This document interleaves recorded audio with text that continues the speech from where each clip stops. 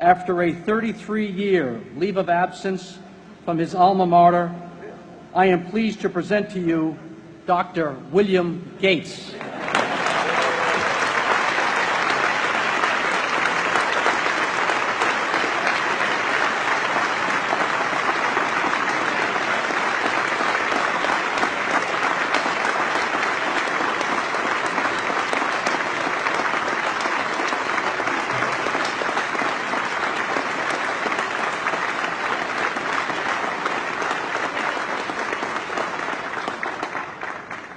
Thank you.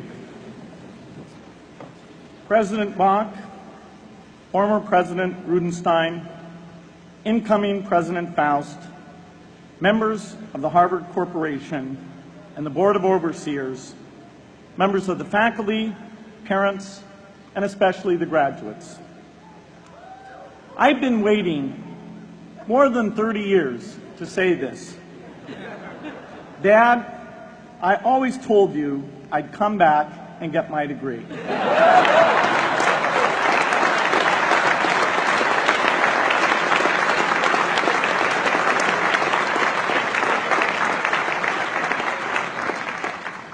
I want to thank Harvard for this honor. I'll be changing my job next year, and it will be nice to finally have a college degree on my resume. I applaud the graduates for taking a much more direct route to your degrees. For my part, I'm just happy that the Crimson called me Harvard's most successful dropout. I guess that makes me valedictorian of my own special class. I did the best of everyone who failed. But I also want to be recognized as the guy who got Steve Ballmer to drop out of business school.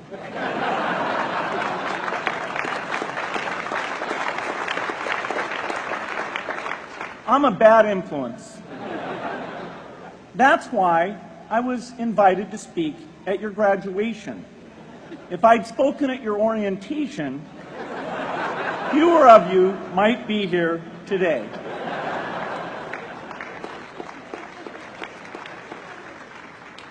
Harvard was a phenomenal experience for me. Academic life was fascinating.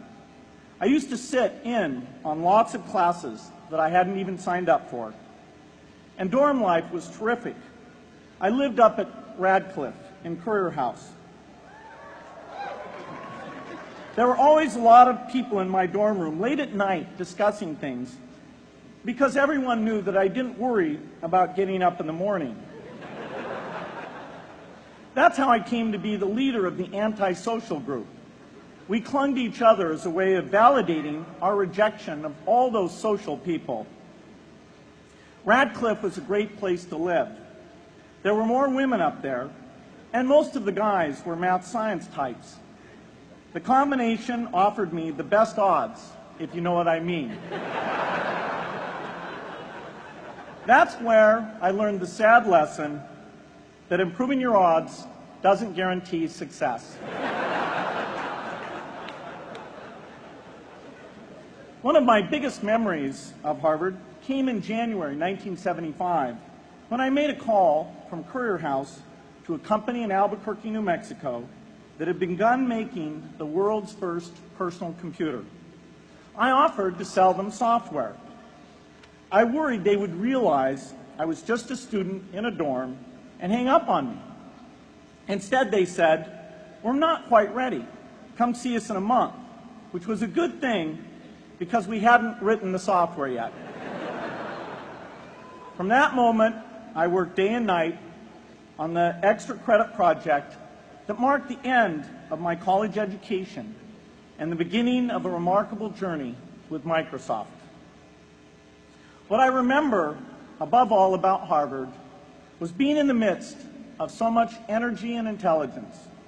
It could be exhilarating, intimidating, sometimes even discouraging, but always challenging. It was an amazing privilege, and though I left early, I was transformed by my years at Harvard, the friendships I made, and the ideas I worked on. But taking a serious look back, I do have one big regret. I left Harvard with no real awareness of the awful inequities in the world, the appalling disparities of health and wealth and opportunity that condemn millions of people to lives of despair. I learned a lot here at Harvard about new ideas in economics and politics. I got great exposure to the advances being made in the sciences. But humanity's greatest advances are not in its discoveries, but in how those discoveries are applied to reduce inequity.